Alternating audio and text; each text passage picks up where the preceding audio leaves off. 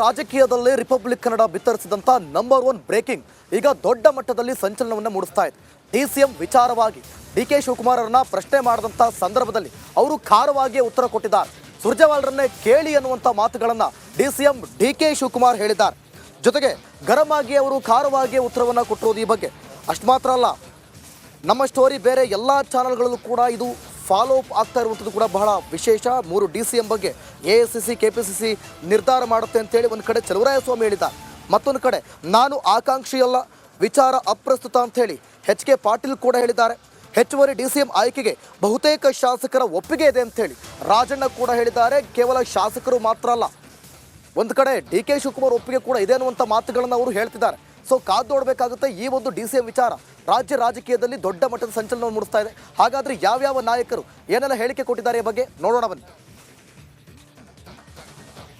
ಉಪಮುಖ್ಯಮಂತ್ರಿ ಸ್ಥಾನ ಬೇಡಿಕೆ ಸಂಬಂಧಪಟ್ಟಂತೆ ದಿನೇ ದಿನೇ ಅದರ ಒಂದು ಕೂಗು ಹೆಚ್ಚಾಗ್ತಾ ಇರುವಂಥದ್ದು. ಸುರ್ಜೇವಾಲ ರಾಜ್ಯ ಉಸ್ತುವಾರಿ ಹೊತ್ತಿರುವಂಥ ಸುರ್ಜೇವಾಲ ಅವರನ್ನ ಹಲವು ಸಚಿವರು ಭೇಟಿಯಾಗಿ ಸಂಬಂಧಪಟ್ಟಂತೆ ಮನವಿಯನ್ನು ಕೊಟ್ಟರು, ಒಂದು ರೀತಿ ಡಿಮ್ಯಾಂಡನ್ನು ಕೂಡ ಕೊಟ್ಟರು. ಇದಕ್ಕೆ ಹೈಕಮಾಂಡ್ ಕೂಡ ಒಂದು ರೀತಿ ಸಕಾರಾತ್ಮಕವಾಗಿ ಸ್ಪಂದನೆ ಸಿಕ್ಕಿರುವಂಥದ್ದು. ಈ ಬಗ್ಗೆ ಮಾತಾಡೋಕ್ಕೆ ಪ್ರಮುಖ ಈ ಬಗ್ಗೆ ಮುಂಚಿನ ಕೂಡ ಪ್ರಸ್ತಾಪ ಮಾಡ್ತಿರುವಂತಹ ಸತೀಶ್ ಜಾರಕಿಹೊಳಿ ನಮ್ಮ ಜೊತೆ ಇದ್ದಾರೆ. ಸರ್, ಉಪಮುಖ್ಯಮಂತ್ರಿ ಸ್ಥಾನ ನೀವೇ ಮೊದಲು ಕೂಡ ಪ್ರಸ್ತಾಪ ಮಾಡಿದ್ದು, ಯಾಕೆ ಆ ಹುದ್ದೆ ಪ್ರಸ್ತಾಪ ಮಾಡಿದೆ, ಹೆಚ್ಚುವರಿ ಹುದ್ದೆ? ಇಲ್ಲ ನೋಡಿ, ಪಾರ್ಟಿಗೆ ಓಟ್ ಹಾಕಿದಂಥ ಸೆಕ್ಷನ್ ಇದೆ ಮತ್ತು ಟ್ರೆಡಿಷನಲ್ ವೋಟ್ರ್ ಇದ್ದಾರೆ ಪಾರ್ಟಿಗೆ.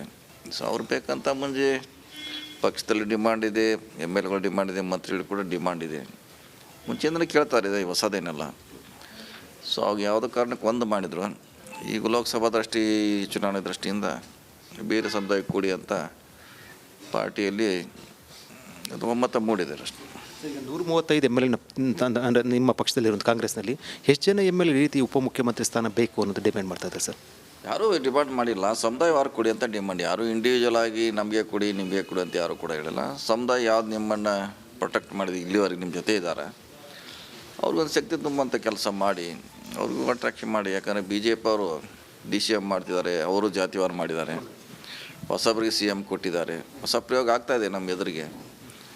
ನಮ್ಮಲ್ಲೂ ಆ ರೀತಿ ಮಾಡಿ ಅನ್ನೋದು ಕೂಡ ಕಾಂಗ್ರೆಸ್ ಪಾರ್ಟಿಯಲ್ಲಿ, ವಿದಿನ್ ಕಾಂಗ್ರೆಸ್ ಪಾರ್ಟಿಯಲ್ಲಿ ಚರ್ಚೆ ಭಾಳಷ್ಟು ನಡೀತಾ ಇದೆ, ಈಗೂ ಕೂಡ ನಡೀತಾ ಇದೆ ಅಂತಲೇ ಸುರ್ಜೇವಾಲ ಅವ್ರಿಗೆ ಹೇಳುವಂಥ ಪ್ರಯತ್ನ ಮಾಡಿದ್ವಿ.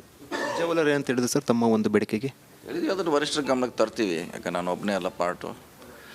ರಾಹುಲ್ ಗಾಂಧಿ ಅವ್ರ ಮೇನ್ ಡಿಸಿಷನ್ ತೊಗೋಬೇಕು, ಖರ್ಗೆ ಅವರು, KC ವೇಣುಗೋಪಾಲ್ ಅವ್ರಿಗೆ ಮಾತಾಡ್ತು ಅಂತ ಹೇಳಿದ್ದಾರೆ.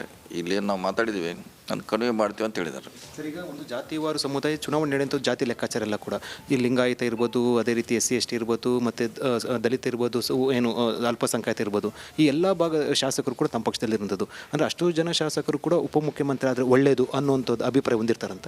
ಅಲ್ಲ, ಎಲ್ಲ ಸಮುದಾಯಕ್ಕೆ ಕೊಡಲಿಕ್ಕೆ ಆಗೋಲ್ಲ. ಅವ್ರ ಪ್ರಮುಖವಾಗಿರುವಂಥ 2-3 ಸಮುದಾಯಕ್ಕೆ ಗುರುತಿಸ್ಬೇಕಾಗ್ತದೆ, ಕೊಡಬೇಕಾದ್ನೆ.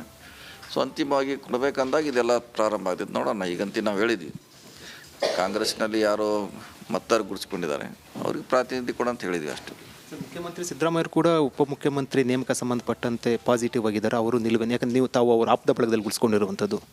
ಸಿದ್ದರಾಮಯ್ಯ ಅವರು ಮುಂಚೆನೇ ಹೇಳಿದ್ರು, ನಾವು ಮುಂಚೆನೇ ಹೇಳಿದ್ವಿ, ಯಾವ ಡೇ 1 ಆಗಬೇಕಂತ ಹೇಳಿದರು. ಅದು ಯಾವುದೇ ಕಾರಣಕ್ಕೆ ಆಗಿಲ್ಲ ಅಂತ ಹೇಳಿದರು.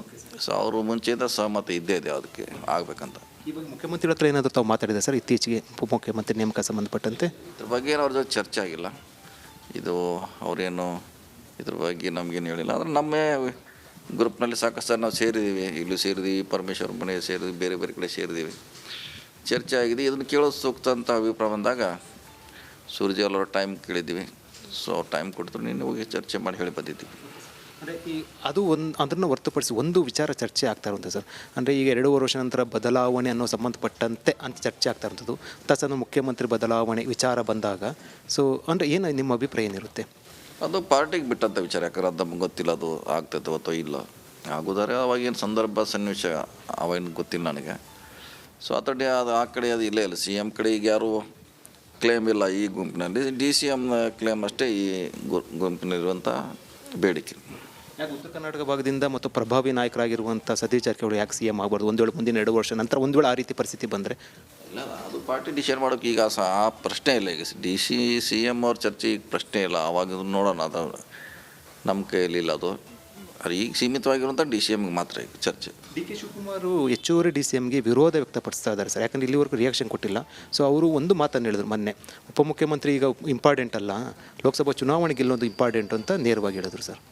ಇಲ್ಲ, ನಾವೇನೋ ಅವ್ರಿಗೆ ವಿರೋಧವಾಗಿ ಏನು ಅವ್ರಿಗೆ ವಿರೋಧವಾಗಿ ಅಂತ ಏನು ನಮ್ಮದೇನಲ್ಲ. ಆದರೆ ನಮ್ಮ ಸಮುದಾಯಗಳು ನಿಮ್ಮ ಜೊತೆ ಇದ್ದಾವೆ ಪಾರ್ಟಿ ಜೊತೆ.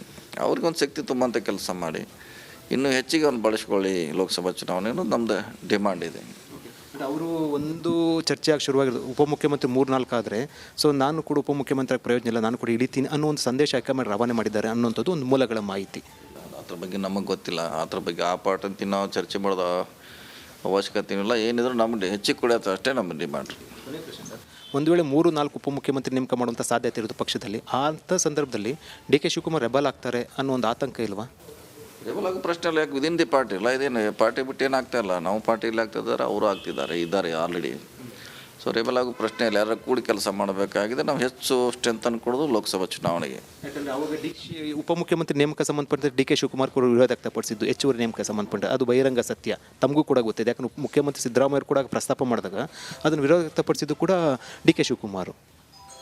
ಇಲ್ಲ ನೋಡಿ, ಏನಿದ್ರು ವಿದಿನ್ ದಿ ಪಾರ್ಟಿ ನಾವು ಕೇಳಿದ್ದೀವಿ, ಕೊಡೋದು ಬಿಡೋದು ಹೈಕಮಾಂಡ್ ಬಿಟ್ಟು ಅಂತ ನಮ್ಮ ವಿಚಾರ ಹೇಳಿದ್ದೀವಿ. ನಾವು ನಮಗೆ ಎಕ್ಸ್ಟ್ರಾ ಕೊಡಿ, ಬೇರೆ ಬೇರೆ ಸಮುದಾಯ ಕೊಡೋದು ಅಷ್ಟೇ ವಿಚಾರ.